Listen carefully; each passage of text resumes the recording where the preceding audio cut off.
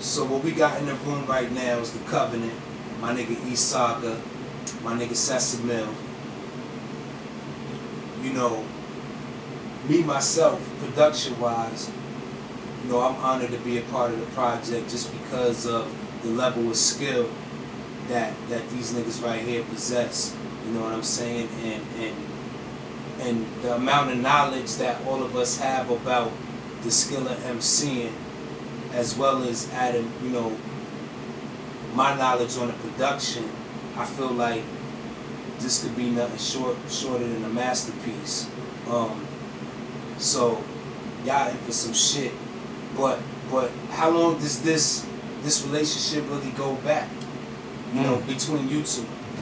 Oh man. Yeah. This goes back to Albany High. Yeah. This goes back to Albany High. I would say, what grade was that? Yeah. I want to say the 11th, 10th? Somewhere around there, man. You know what I'm saying? Yeah. It started I actually have we've been in each other's presence since high school, and I've always acknowledged him as a sharp axe. Like I always knew, you know, because in high school, like I always, you know, I was real. How can I want to put it? Competitive, nigga. You know what I really didn't embrace too many. Like Wait, we really had wait. I gotta jump in right here. Okay. Because when he speaks about the competitiveness, you know, see, I rap my whole high school career too. I just put the rap shit away, right, you know, a while back. But before then, you know, I definitely had my lyrical prowess was respected. And, you know, I always heard about dude on mixtapes, you know, Crusher Swift, you know, just, you know, talk around town. When you hot, you hot. Right. So, you know, I had this girl in my homeroom. Shout out to Yanni. You know what I'm saying? I had this girl in my homeroom, and I grew up with her. We went to school before high school, so she knew what it was. But I would be in homeroom writing bars every day, spitting my little shit. And, you know, she happened to know E-Saga. So I guess my name came up or whatever. So I'm getting out of school one day, and the niggas just out there. Like, yo, I heard you nice. Not even like I heard you was talking shit. I heard you wanted to battle me. Like, yo, I just heard you nice. So I gotta come up here and see what the real fucking talk was about. That was like my first real battle where a nigga older than me from another school just came to battle me. You know what I'm saying? And at the time, I gotta be honest when I say, you know, he had the edge. You know what I'm saying? He had more bars than I had. You know, I gotta take that. That's probably the only loss I ever took in my rap career, to be honest with you. So when you talk about competitiveness, do you feel like that aspect of MCing is what's missing from the game right now? Completely, absolutely. I believe that's why you have URL, you know, and rap battles doing as good as they're doing right now is because anything other than that, you don't get the real competitiveness. Like, you know, doing a song, like, for example, how can I guess, like, you have somebody that raps about trap and dancing, and they'll have a rap song battling against another. You know, I don't feel that's not competitive. You see what I'm saying? I don't feel that hip-hop itself is real competitive right now. I think if you make a good song, you get a pass.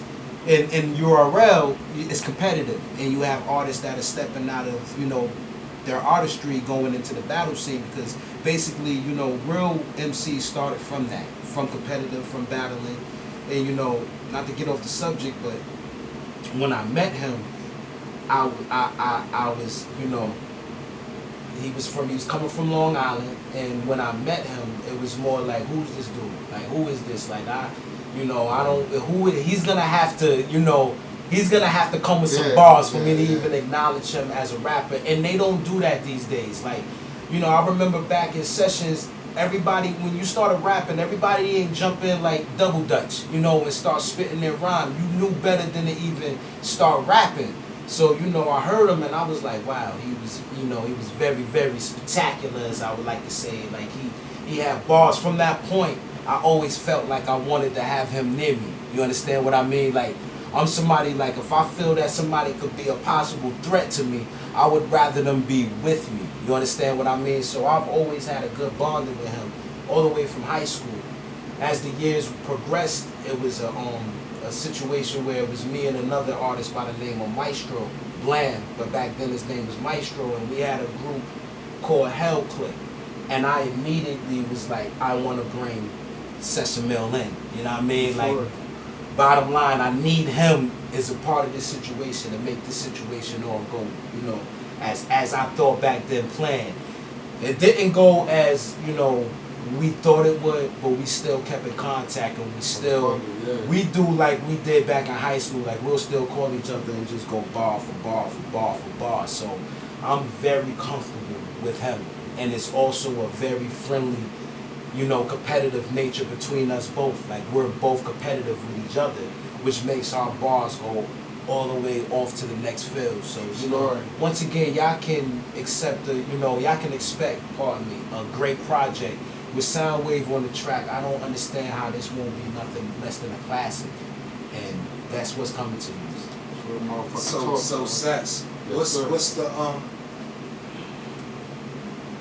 if you were to, what tree do y'all come from? Like, if we were to talk about, like, you know, some of the greatest lyricists in the game, or even influences, what tree would y'all come from, as far as what the people who may not have heard y'all can sit there and know that, oh, okay, they them type of niggas.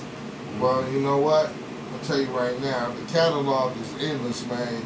And a lot of y'all youngins need to do your research about stuff. You understand what I'm saying? Because there's a lot of individuals out here that paid the way, you know, and it's funny because as time went by, y'all done forgot about these things. You understand what I'm saying? I haven't forgot. These was my idols, my role models. So, you know, Rakim always is on the top of my line. Got G-Rap. I take it to shit. Yo, listen, I take it to Shan. I go so far back, man, that y'all wouldn't even understand what I'm saying right now. You know what I'm saying? Because I was there to see the movement at that time and how these individuals affect our lives. You understand what I'm saying? And the movement was real. You know what I mean? Listen, I ain't no hater. Times change. You got to stay current with the times or whatever like that. But different situations is different things. You understand what I'm saying? And during my time, I don't feel like it was no era that was the most real. You know what I mean? Yeah, I ain't no hater. Y'all gotta, people gotta grow.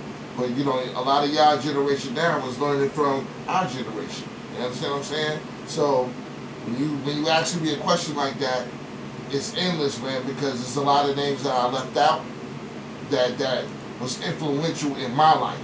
You understand what I'm saying? To make me inspired, to make me do the things that I want to do. You know what I mean? So, I would say it would be too hard for me to say influence, because I could go from Rakim to Coogee Rap to all that. I could go to Biggie. He's been an inspiration, but he's more of a peer. He wasn't someone that I grew up listening to. He was a peer. Nas is a peer. I would say that question would be best addressed as the feeling that we're going to restore back. The feeling that we're going to give you is you're going to feel like when you first play Ill. And for you youngins that don't know about it, you can go to YouTube and go load up Illmatic and listen to it when it first comes on. When the subway riding. You're gonna get that feeling restored from the beginning of the album to the end of nothing less than a classic. Source would say 5 mics. You will get the feeling that you got from Ready to Die. You're gonna get the feeling that you got from the list goes on. Oh man, you're gonna get oh man, it's a lot, man. It's a lot. It's so many to go. So many, man. But it's the restore of that feeling, like exactly, like your face gonna look like something stink. You understand what I mean? You might not feel comfortable putting on some tight jeans when you hit this. You might not feel comfortable doing that. You might want to throw on your Champion hoodie. You understand what I mean? You might not want to say I want to throw on a True Religion hoodie. This is tight. You might want to throw on a Champion.